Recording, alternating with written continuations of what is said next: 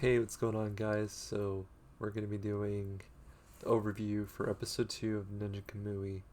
It's 3:38 a.m. right now, and I'm completely exhausted, but I want to get this out to you guys as soon as we can. So, before all that, let's talk about the episode to get you prepared. So, this episode, more than anything, is giving us more information about our characters, our character, and so forth. So, basically, lore type things. We get more story than we do questions. Of course, it's always great to have questions, and we're definitely given questions. So, here we go. So, in the very beginning of this episode, it starts off with like a flashback, basically talking about where he came from originally.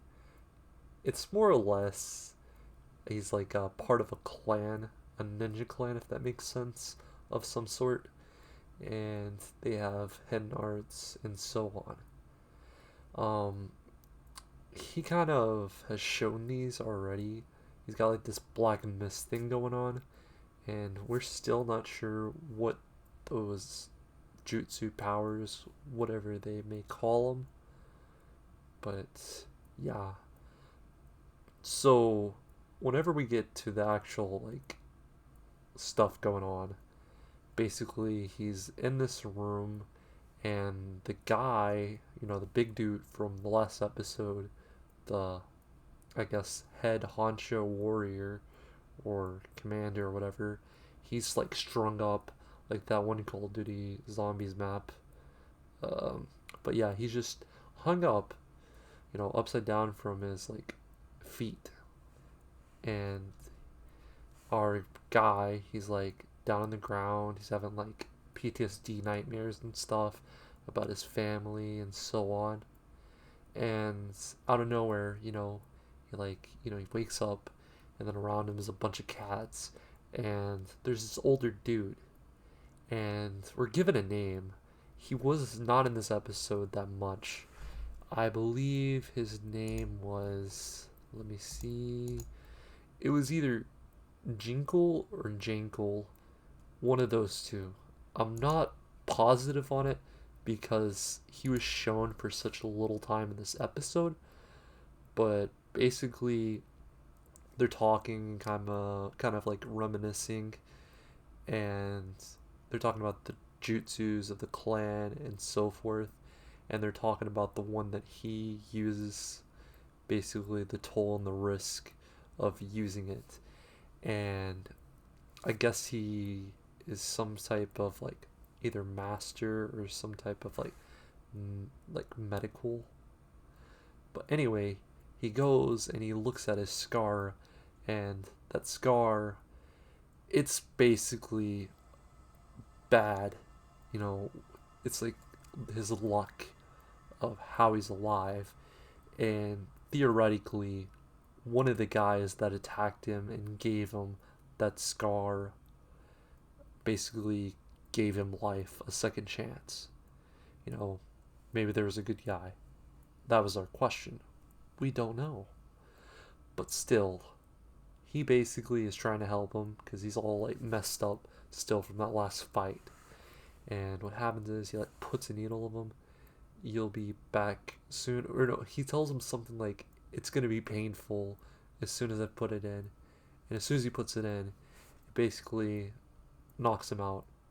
It's like where they use pen needles to help people. If you know what I'm talking about, therapy. It's like some type of therapy, pen therapy or whatever that's called. But he does that, and I guess it hits some type of nerve that makes him fall asleep. And before all that, they're having the conversation of what he wanted to do to the guy. He wanted to basically torture him to get information. So he wakes up. It's nighttime. That guy, he's missing. We don't get to see his face, by the way. He is still fully disguised. And from there, he basically like starts talking trash to this guy. Like, what did you do? Who are you guys? Or like, who's behind all this? Basically, is the main question. You know what I mean? Because we're trying to figure out why and who. And while that's going on, he's like stabbing him and stuff. And, the guy who starts bammering back at him, the guy on your wife, about how she was crying. I don't think he said anything about the child, which would have been really messed up. It might have been there, but I know for sure he made a remark about his wife.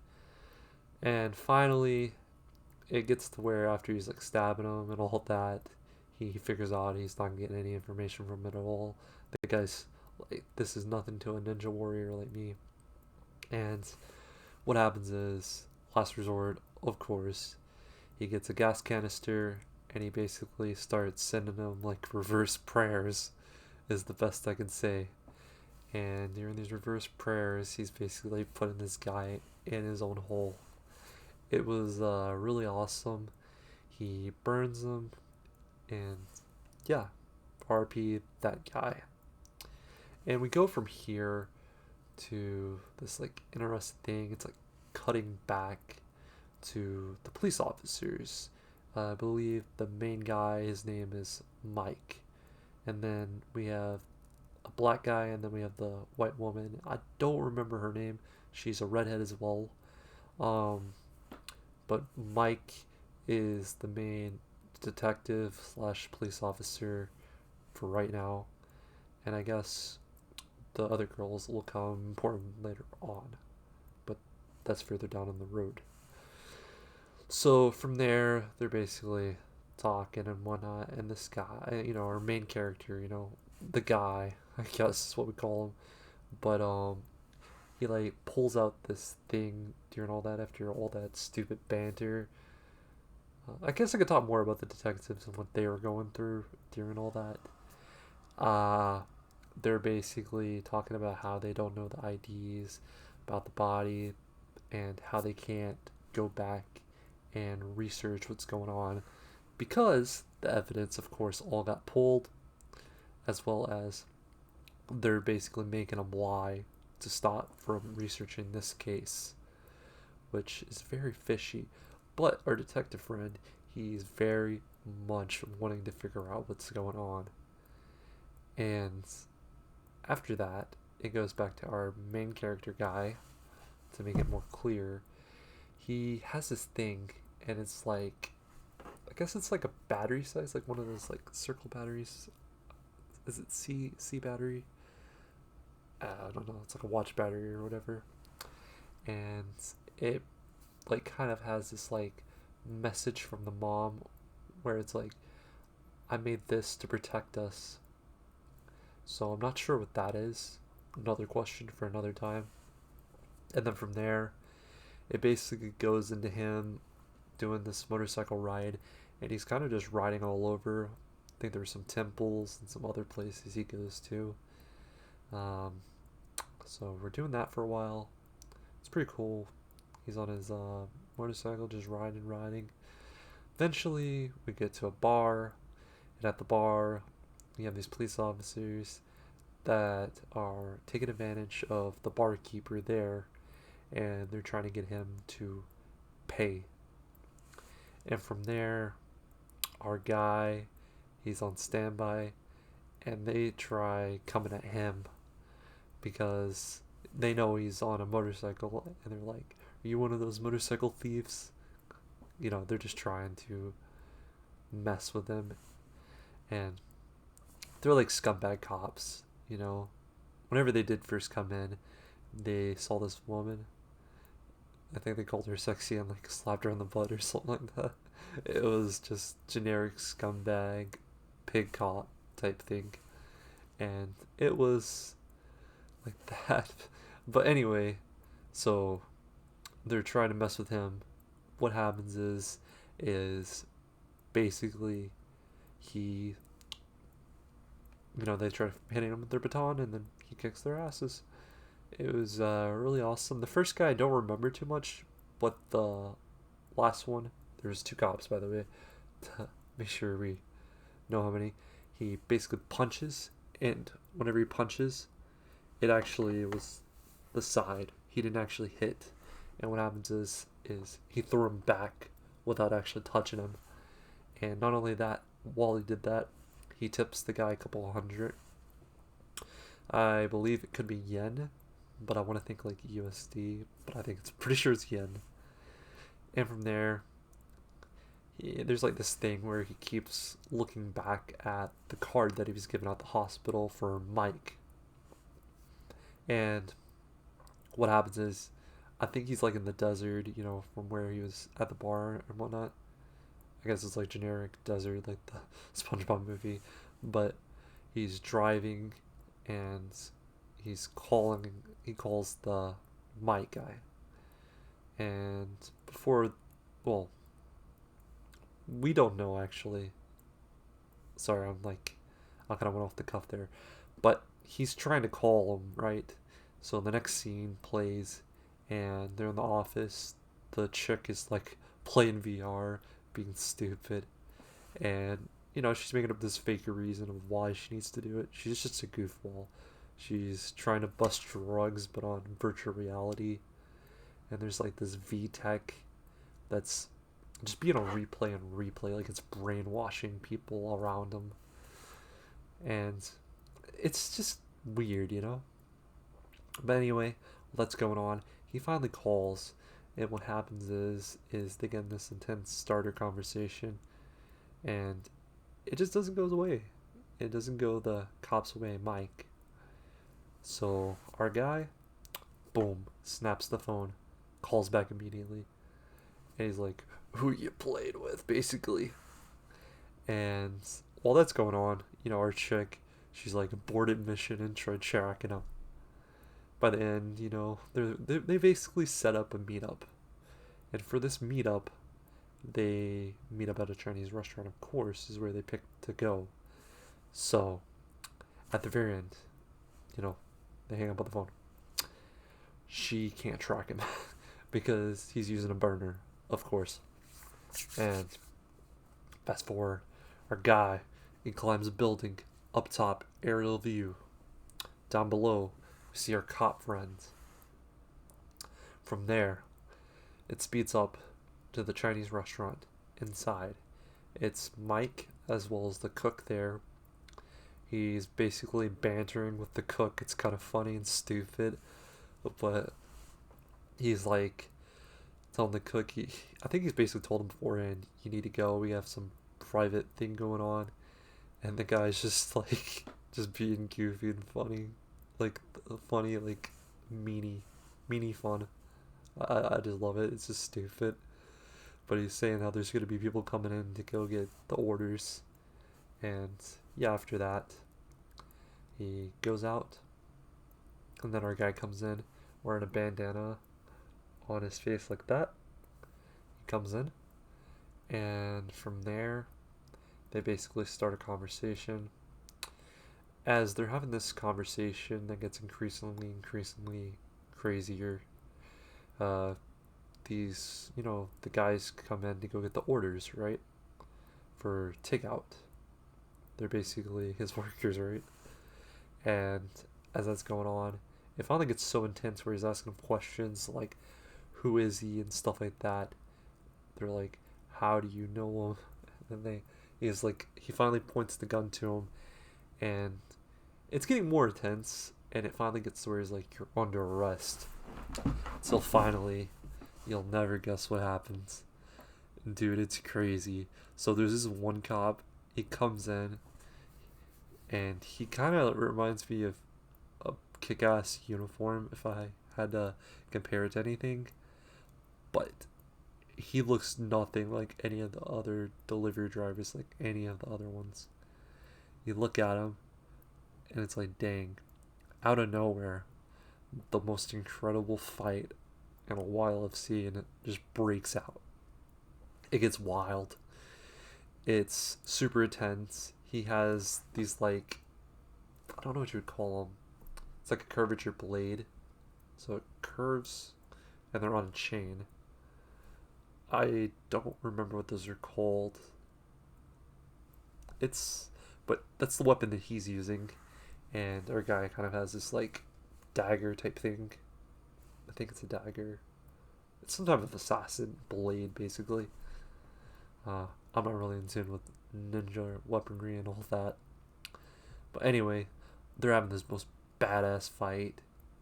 It gets intense, you know, crazy. He's like trying to get our cop or friend Mike to safety. He gets him to safety basically during this whole fight, but he starts using ninja art. He does this one. It's like Zoro. So he does that one move where Zoro has like the multiple hands. It was it was awesome. He does that, and my favorite part of the whole battle, he goes to the bar at the restaurant. Maybe it's not the bar. Maybe it's just what they used to cook with. Maybe it was like the wine or the alcohol they used to cook with. But he drinks alcohol, and what he does is he starts spitting fire.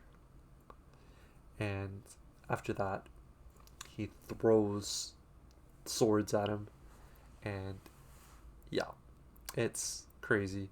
I guess there was two of them, but I think one of them was cut up too. It was a very intense fight. Sometimes I get lost in those fights, but it was a really good fight. I'd have to say it's one of the best. And then after that fight breaks out, they're like, "Who are you?" I want to say he told them that he was a ninja in that episode, but maybe not then and there. So before we get to the end of that, what happens is out of nowhere gunshots just start going off. There's like a ton of them just start shooting at him, and through the doorway, just a bunch of gunshots going off, and yeah, it just all goes away finally. And I think he has the last word with them, but before he can get up, he basically the only words he said to this guy actually, I take it back, were Peking duck, and the sign that was left where he vanished like a true ninja was a Peking duck sign. Up above where we started, he goes back. And that's basically the end of them for now. And then we get to the next part. We get to see some backstory of who's behind it, kind of. We don't get to see exactly, but we might have a face here. Or it could be the true name of the character that we saw. Or the traitor. It's very complicated, but I'll have to say this is a very good episode. Was it as good as the first episode? Well, I thought it might be able to be better than the first episode, but that first episode was very phenomenal, had a lot of good fights. But this one, it had a story, but the first episode is very emotional compared to this one. This one is more or less giving us more lore to further the story plot. I did learn today, though, that this is not based off of any manga there is. So, it's its own story, and it's going to probably be self-contained. It can even go on for a while if they wanted it to do so. Anyway, I gotta say this is worth watching. Even if the only way you've heard of the explanation is through this, I'd highly recommend just go see the series. Easily, I could rate this episode 8.4 right off the bat. That's still a phenomenal score overall. And right now, it's a nice 9 for me overall. You gotta remember, this is a toonnami original 101, and it's incredible for what they have. I think it really outdoes everything else, and I hope to see toonnami and everyone else continue to bring this type of stuff. You know what I mean? It doesn't just have to be anime, it can be anything. I'm always down for an original that's 101. And I love the fact that TV is used as a way to premiere this. That's something I find beautiful. Do I think that cable is good? No. Do I think streaming's everything as well? No. I think they both have their goods. I think both have their bads. I do miss the way that TV used to be. You have to catch it on the air, or you get to see it later on. And I think it's fair. It's amazing. This is the first time I felt like we actually have anime in America, if that makes sense. Anyway, hope the best for you guys. I'm sorry about all the like explanation backpedals. I'm still pretty tired, and I feel like the best way to explain it is fresh off the episode. You have excitement, and I really wanted to pump it at you guys. I have to be kind of quiet somewhat, so I'm trying to share their emotion. But trust me, this is definitely a watch. And even if this doesn't count, best anime of the spring for me, even though it started beforehand.